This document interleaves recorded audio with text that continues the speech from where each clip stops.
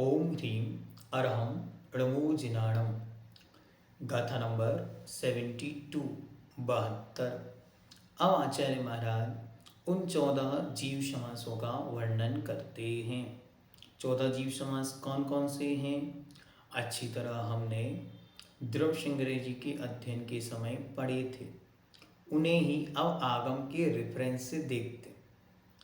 बादर, सुहमे, इंदी, इंद्रिय, बीती चौरिंद्रिय, असन्नी सन्नीय, पज्जता पज्जता, एवं ते चौदसा होन्ति।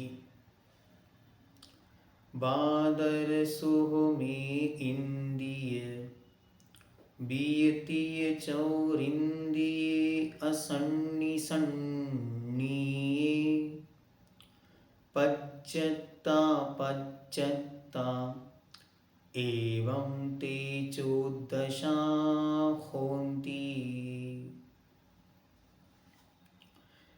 तो क्या कहते हैं, क्रमशः पहले शब्दों को देखते हैं। बादर, सुहुम, एक इंद्रिय।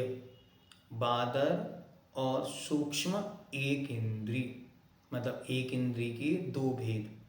बादर एक इंद्रिय और सूक्ष्म एक इंद्रिय।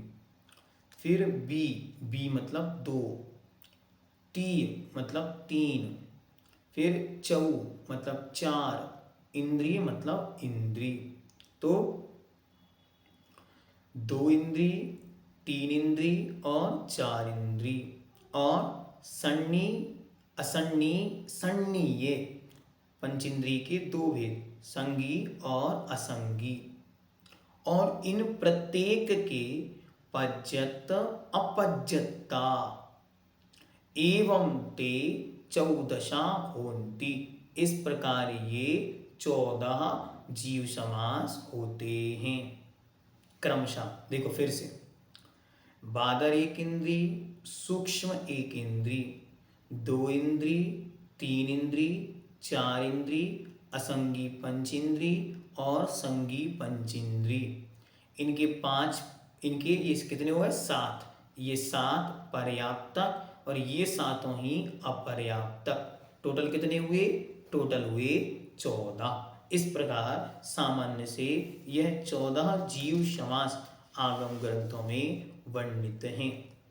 आइए अब इनका सामान्य जो भावार्थ दिया है उसको भी यहाँ पर देखते हैं। एक एक विषय आपको अच्छी तरह क्लियर करके रखना है। बादर जो दूसरों के द्वारा घात को प्राप्त होता है वो वादर है, या जो दूसरे को घात प्राप्त करे वो बादर है। जो दूसरे को न घात पहुंचाए न दूसरों के द्वारा घात को प्राप्त हो वो सूक्ष्म है। दो इंद्रिय, तीन इंद्रिय, चार इंद्रिय को आप अच्छी तरह समझते हैं। संगी मतलब जिसके शिक्षा ग्रहण करने का मन सहित जो व्यापार है वो संगी है, और जिनके हित का उद्देश्य शिक्षा आदि ग्रहण नहीं हो पाता वे असंगी हैं। ठीक है। अब दो शब्द हैं, पर्याप्तक और अपर्याप्तक। तो पर्याप्तियां जिनकी पूर्ण है वे पर्याप्तक, और जिनकी पर्याप्तियां पूर्ण नहीं हुई हैं वे अपर्याप्तक। अब पर्याप्तियां क्या हैं? प्रश्न पर प्रश्न उठ रहे हैं क्योंकि विषय विस्तृत होता जाता है। तो आपको पर्याप्तियों का लिंक डिस्क्रिप्शन में नीचे उपलब्ध है, आप अच्छी तरह वहां जाके और पर्याप्तियों के विषय में पढ़ सकते हैं, समझ सकते हैं। पर्याप्तियां और प्राण में क्या सिमिलैरिटीज हैं, डिफरेंसेस हैं, उसका भी एक विस्तृत वीडियो है, वो भी आपको लिंक उसका डिस्क्रिप्शन में उपलब्ध है, आप वहां से उसका अध्ययन कर लें। यहाँ पे विषय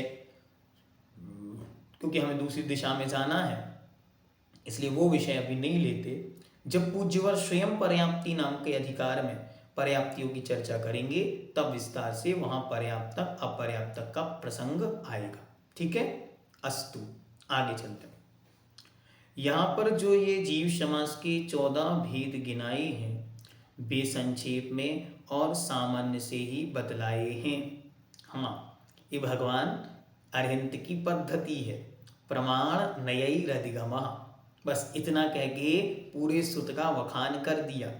विस्तार से जानने वाले हो, हाँ विस्तार से जानने वाले हो तो नाम स्थापना द्रव्य भाव तस्तन्यासा।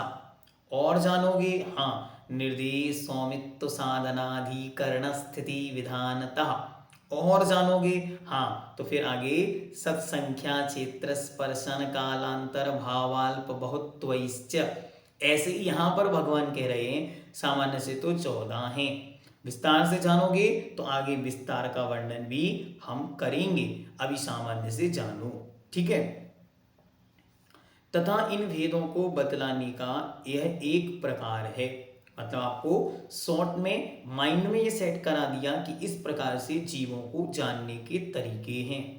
इसमें अब संसारी जितने जीव हैं एक भी जीव छूटेगा नहीं। हाँ जितने जीव हैं वे सारे जीव इन 14 के अंदर आ जाएंगे, एक भी जीव छूट नहीं सकता, ये इनकी टेक्निक है, इसलिए इसका नाम जीव समास है।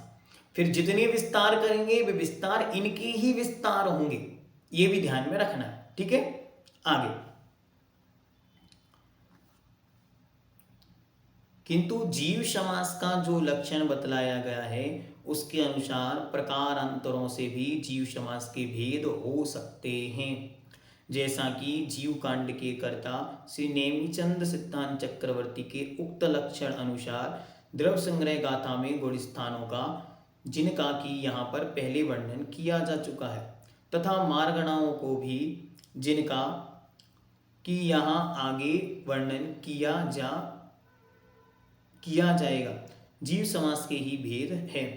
चाहे गुण स्थान हो चाहे मार्गणाएं हो, सब कुछ जीव समास के अंदर ही गर्भित है, ऐसा पूज्यवर ने एक संकेत हमें दिया।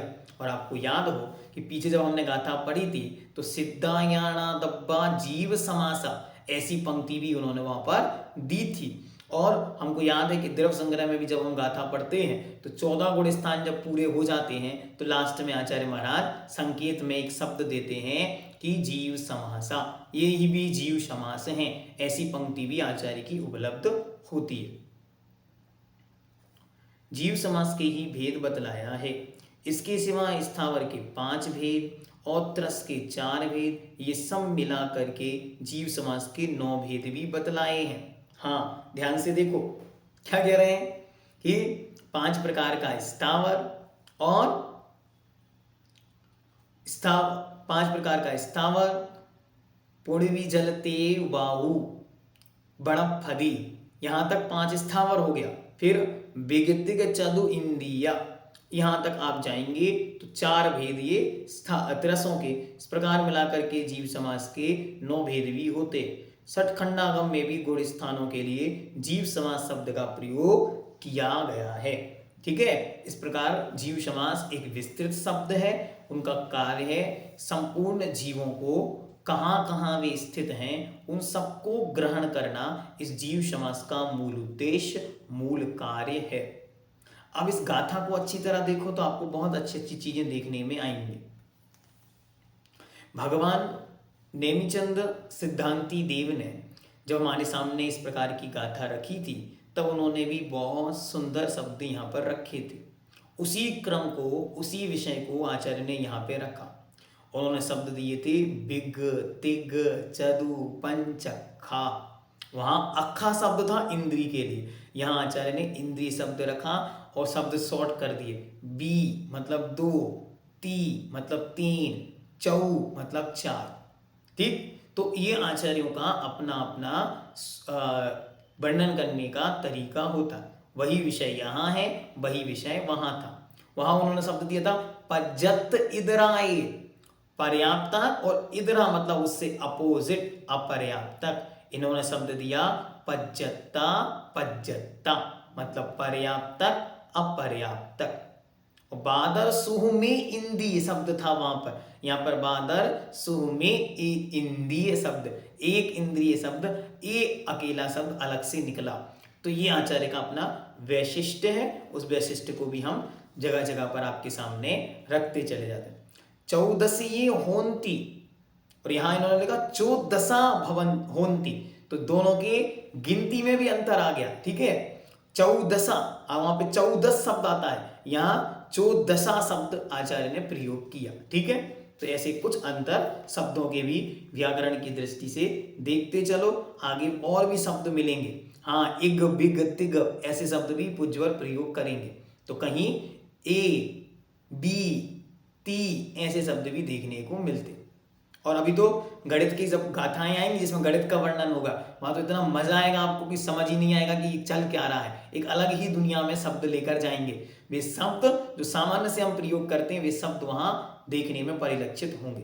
ठीक है, ओम।